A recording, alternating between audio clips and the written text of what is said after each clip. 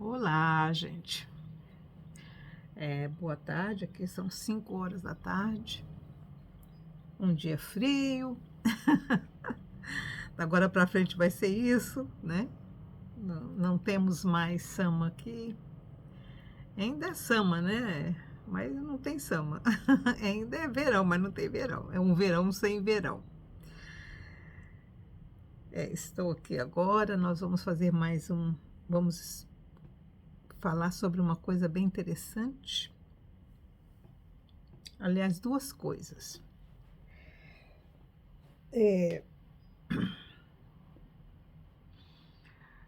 Muitas coisas. Gente, nós temos que nos preparar, viu? Porque os dias são maus, como disse os apóstolos lá 2000 anos atrás.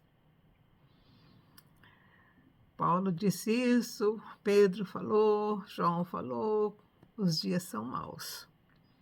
Eram maus naquela época, foram maus durante todos esses 2000 anos, muito sofrimento pela terra, muita perseguição, muita morte, muita guerra, e continua a mesma coisa, né? Então, como os dias são maus, nós temos que estar sempre preparados.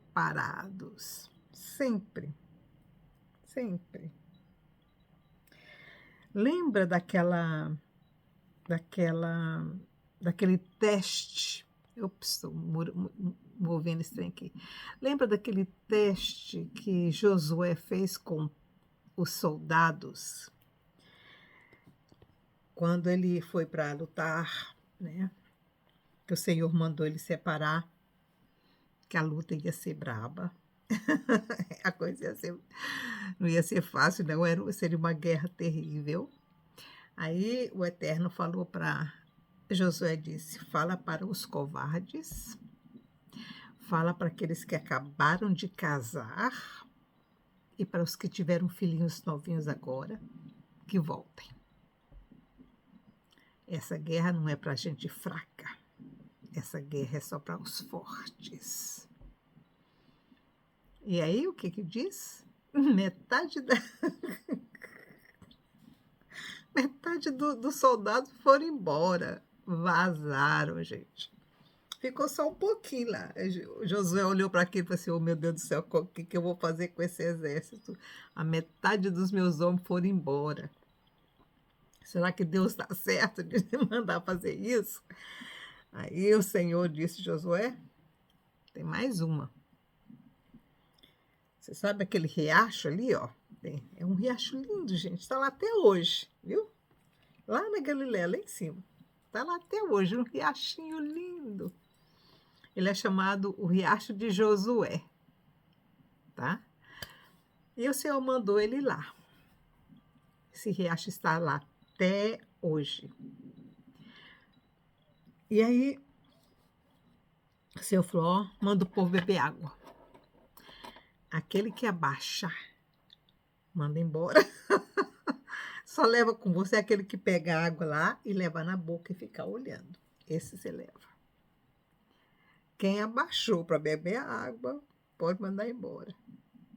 Gente, Josué quase morreu do coração quando ele olhou aquele homaiada todinha lá. Aquela fila de homem, todo mundo baixado. Só alguns que levavam a mão na boca. Aí ele perguntou. Mandou, levantou todo mundo. Ele falou, quem que abaixou aqui para beber água? Aí todo mundo, né? Então você pode voltar. Quem que pegou água na mão e levou na boca? Uns 300. 300 homens só. Daqueles milhares que saíram para a guerra com Josué, só sobraram 300. E o Senhor disse, agora Josué, pega esses homens e vai para a guerra. Vocês imaginam o coração de Josué? Josué pensou, eu vou morrer. Vai todo mundo morrer. 300 homens lutar contra uma nação inteira. Vai todo mundo morrer. Ai, gente, não. O Senhor pelejará por vós. Foi a promessa. E o Senhor pelejou. Mas você sabe uma coisa? Diz que a batalha durou não sei quantas horas, 8, 9, 10 horas, ao ponto da espada grudar na mão da pessoa. Mas a energia que aquela água deu para quem levantou a água na boca foi o suficiente para manter esses homens de pé. E nenhum morreu.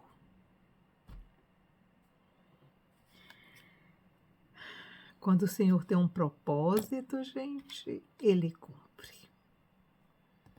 Por que eu estou dizendo isso? Porque é assim que o Senhor trabalha com a gente. Ele vai separando Ele vai separando aquelas pessoas que têm que ser fortes para suportar a batalha. E por que eu estou dizendo isso? Porque nós estamos vivendo agora um momento desses. Eu já disse no vídeo passado que o ano que vem não vai ser fácil, tá? Mas há uma promessa na palavra que o Senhor não faz nada sem avisar os seus santos, os seus profetas. Então, agora vem a segunda coisa que eu quero falar para vocês. Primeiro, ser forte e saber que o Senhor está com você, tá? Não importa o tanto de soldados que tiver do outro lado, com 300 ele consegue vencer 1000, tá? Ou 2, ou 3, ou 4 mil. Ele vai selecionar os seus. Presta atenção. Vamos lembrar de tudo que nós estudamos com os profetas, tá? O Senhor avisa os seus, e ele já nos avisou através dos profetas. Quantas vezes estudando os profetas eu disse, gente, isso aqui é uma dica que o Senhor está dando para o povo. Lembra algumas dicas que ele deu? Quando você vê que o inimigo está à porta, entra para dentro da sua casa, tranca a porta e fica quietinho. O que é que ele falou? Outra coisa, quando eles invadirem a sua casa, entra para o seu quarto, esconde debaixo da cama ou esconde do lado da cama e o Senhor que está protegendo você vai te proteger e ele não vai te ver. Isso foi uma outra coisa que o Senhor falou. Então, nós estudamos os profetas e tem tantas dicas que os profetas nos deram. Ele falou, no tempo de guerra, fecha a boca. Um outro conselho. Você quer mais conselhos? Leia Provérbios, leia Eclesiastes, tem muito mais conselhos ali que o Senhor dá para que a gente possa viver melhor em momentos de angústia e de guerra. Então, tem uma história rondando aí que eu fiquei sabendo ontem, que eu estava vendo a Aline ontem, que ela estava lá no muro ontem, e como está vendo essas festividades lá em Jerusalém, ela também deve participar. Então, eu estava ouvindo ela e ela estava falando que aí no Brasil está surgindo uma falsa informação dizendo que a porta dourada tinha sido aberta. E é mentira, viu, gente? A porta dourada está fechada, está lacrada. Não foi aberta, porque o dia que aquela porta for aberta, o mundo inteirinho vai saber. Sabe por quê? Porque o Messias veio. É só isso. Então, ela não está aberta, porque se ela tivesse aberta, gente, significa que Jesus já estava aqui de volta. E ele tá? Não, né? Então, ela não está aberta, ela está lacrada. Ela foi lacrada no ano, mais ou menos no ano 700 depois de Jesus, tá? Ela foi lacrada pelos muçulmanos. Eles lacraram aquela porta porque aquela porta é por onde vai entrar o Messias. Eles não querem que o Messias chegue. Então, eles lacraram a porta pensando que a porta lacrada, o Messias não vai vir. Olha que idiotice. E outra coisa, eles fizeram um cemitério bem na entrada da porta. Por quê? Para o judeu entrar por aquela porta, a porta dourada, gente, era a porta que só alguns era uma porta especial. Entrava por aquela porta alguns príncipes e entrava por aquela porta a ovelha do sacrifício. É por aquela porta que entrava a ovelha do sacrifício para dentro do templo, que chegava bem direto na entrada do templo. Então, por ali passava as ovelhas para o sacrifício. E por ali entrou Jesus, no dia que ele entrou em Jerusalém pela última vez, naquele domingo de Ramos, em que o povo aclamou como rei. Por quê? Ele estava entrando pela porta dourada por onde entravam os reis. Mas antes desse negócio de reis, é por onde entrava também a ovelha do sacrifício. Mas eles não queriam saber dessa ovelha do sacrifício naquele dia. Eles queriam naquele dia era o rei, o Messias. E quando Jesus entrou por aquela porta, aí todo mundo ficou louco. Todo mundo enlouqueceu. Ele saiu do Monte das Oliveiras, passou pelo vale, que tem um vale, até hoje o vale está lá. E é onde lá embaixo tem uma estrada, uma rodovia que eles construíram. Aí você sai do Monte das Oliveiras, cruza a rodovia e aí você tem que arrumar um jeito de subir, porque tem um vale ali, tá? Então, já estive lá algumas vezes. Por ali entrou o Cordeiro Pascual, Jesus de Nazaré, em cima do jumentinho. Mas outra coisa que os muçulmanos não sabiam é que o profeta Ezequiel falou exatamente que aquela porta seria lacrada e por ela não entraria ninguém por muitos séculos, mas que no fim dos dias ela seria aberta e o Messias ia entrar por ela vindo do Monte das Oliveiras. Não vai adiantar cemitério ali, não vai adiantar nada, porque o Senhor vai limpar aquilo de uma forma que eles nem imaginam. E essa porta vai abrir de uma forma que eles nem queiram saber. Ela vai ser aberta, mas vai ser aberta pela mão do Eterno, não por mão humana. Não, ninguém vai lá quebrar. Gente, é tão cimentado aquilo que não tem nem condições de... Só se for um trem que vai, sabe? E vai ser um trem bem grande mesmo que vai chegar ali, mas não vai ser uma força humana. Vai ser a força do Eterno. Graças a Deus, louvado seja. Então, não, ela não foi aberta, não está aberta e não vai ser aberta enquanto o tempo dos gentios não acabar. Tá? Por enquanto, nós ainda estamos no tempo dos gentios. Então, quando essa profecia de Ezequiel foi falada, 1000 anos antes dos muçulmanos chegarem, tá? Ezequiel já tinha falado que ela seria cerrada. E talvez uns 2000 anos, uns 1000 anos ainda vai pela frente, para que ela seja aberta. Mas ela vai ser um dia. Graças a Deus, louvado seja. Ok. A outra coisa que eu quero falar para vocês é: o Senhor sempre prepara de antemão as coisas, e Ele sempre revela aos seus profetas. E uma coisa que eu quero falar para vocês é o seguinte: o Espírito Santo é que nos guia, o Espírito Santo é que nos revela o que Jesus disse para os discípulos naquele dia. Os discípulos estavam muito tristes porque o Senhor estava falando que ia embora. Aí eles não queriam, porque eles não queriam ficar órfãos, né? Mas o que Jesus de Nazaré falou para eles naquele dia da ceia? Eu vou, porque eu não vou ter condições de estar com cada um de vocês. Mas quando eu for, eu vou mandar o Consolador, que vos guiará em todas as coisas e vos revelará todas as coisas. Gente, quem nos revela não é Jesus de Nazaré. Quem nos revela é o Espírito Santo. Quando Jesus, quando eu não vou falar o nome dele lá em cima, né, o nome dele mesmo, porque eu não quero causar confusão.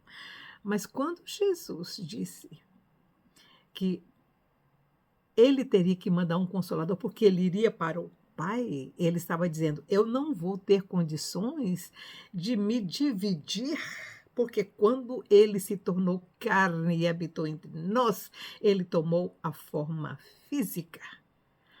Quando nós ressuscitarmos, nós vamos ter o mesmo tipo de corpo de Jesus de Nazaré, o nosso Criador, o Criador do nosso sistema solar, o Criador do nosso sistema, do nosso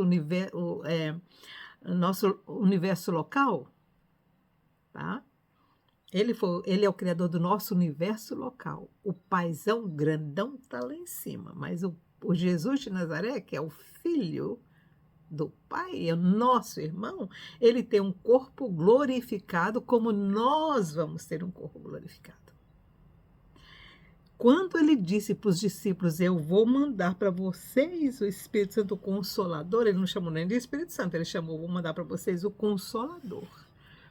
E ele vai dizer para vocês, ele vai lembrar vocês de tudo que eu falei e ainda vai mostrar para vocês coisas novas que eu não falei porque eu não tinha condições de falar para vocês. E Paulo também disse isso: eu estou dando para vocês leite porque vocês não têm condições de comer comida sólida. Ele estava dizendo: eu estou falando para vocês de coisas básicas, porque as coisas mais sérias eu não posso nem falar para vocês, porque vocês vão se escandalizar e não vão aceitar. O que Jesus disse é: ele vos revelará todas as coisas.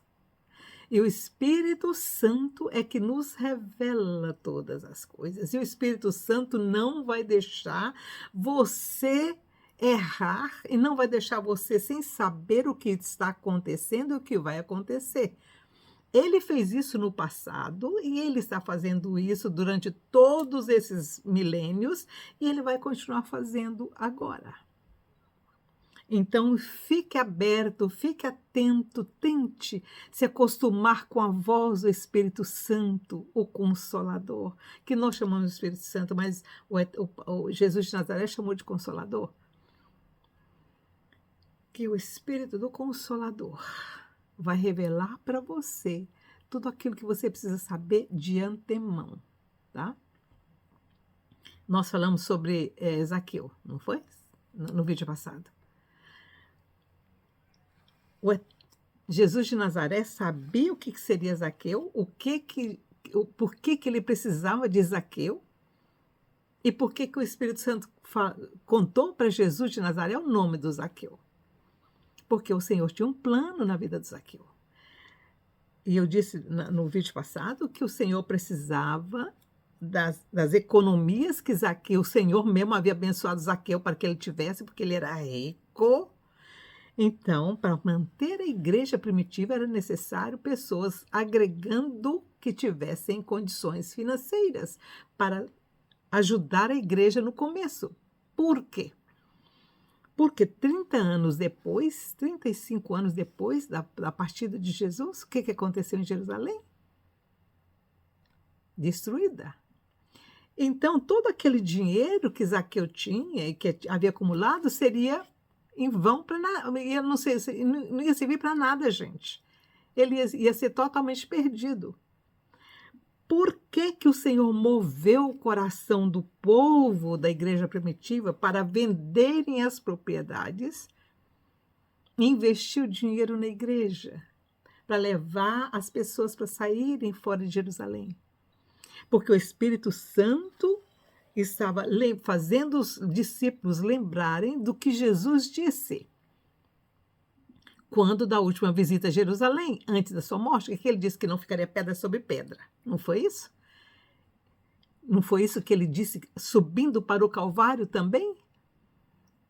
Quando as mulheres estavam chorando por causa dele, ele disse: não choreis por mim, choreis pelos vossos filhos, porque tudo isso aqui vai ser destruído.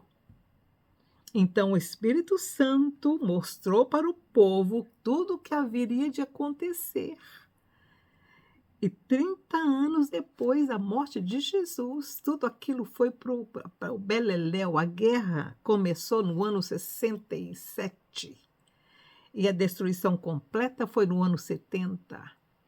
30 anos depois da morte de Jesus, 30 anos depois da formação da igreja, tudo aquilo foi por terra.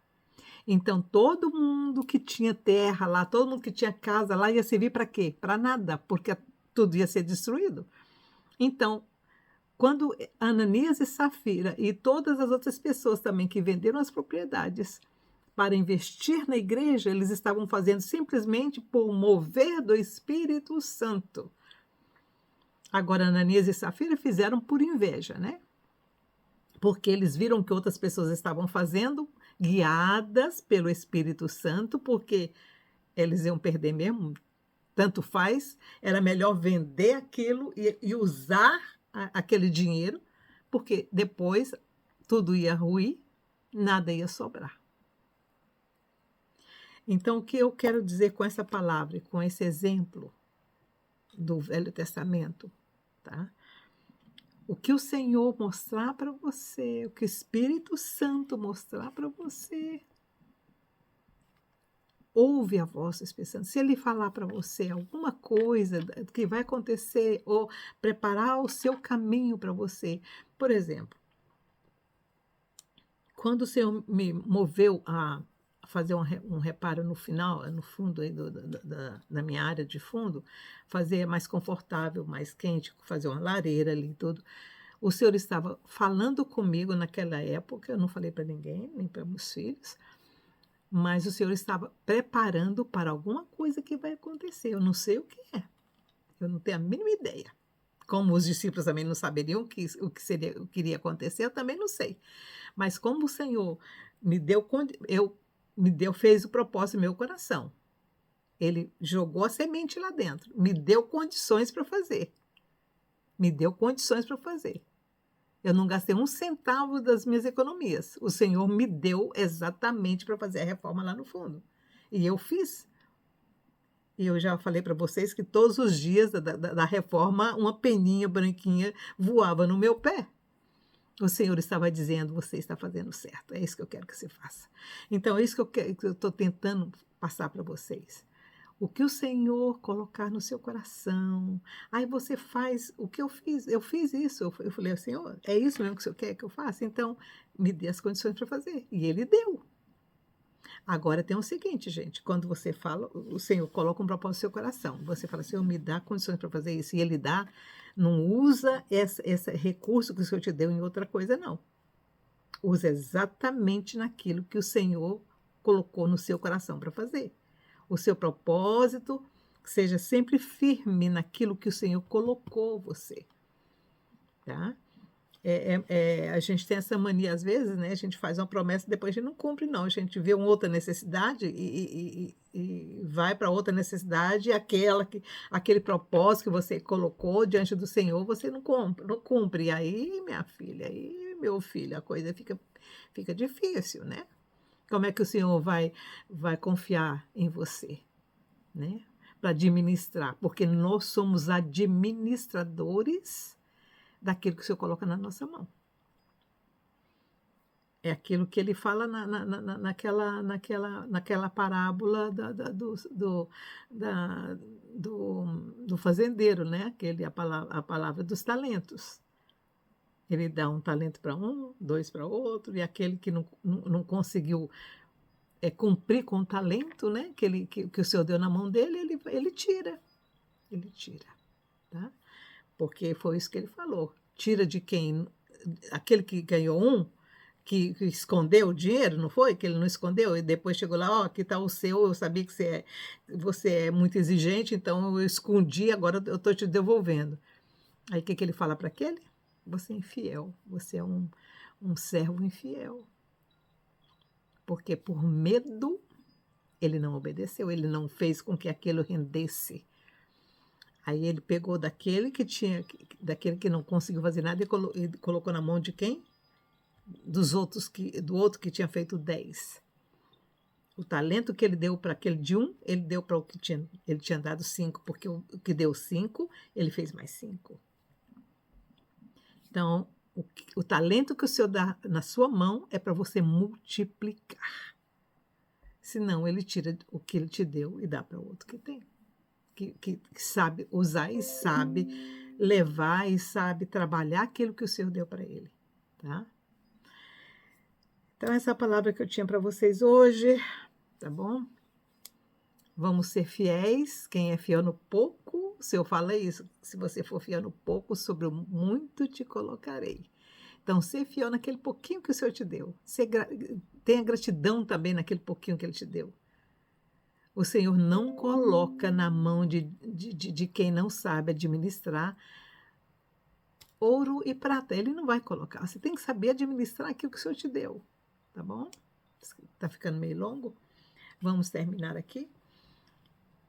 Ouve a voz do Consolador. Ele é que fala conosco, ele é que nos mostra o caminho. E tudo aquilo que a gente falou hoje, né? Usa aquilo que o Senhor te deu, né? Para a glória dele, porque ele dá a quem quer, não é isso que a palavra fala. Ele dá a quem quer. E vamos também lembrar da experiência de Josué. Vem com Josué lutar em Jericó. Mas só vai para lutar em Jericó quem é bravo, quem não tem medo, quem não é covarde, quem consegue pegar uma espada na mão, e nem que dure 10, 11, 12 anos de luta, você não deixa a espada cair.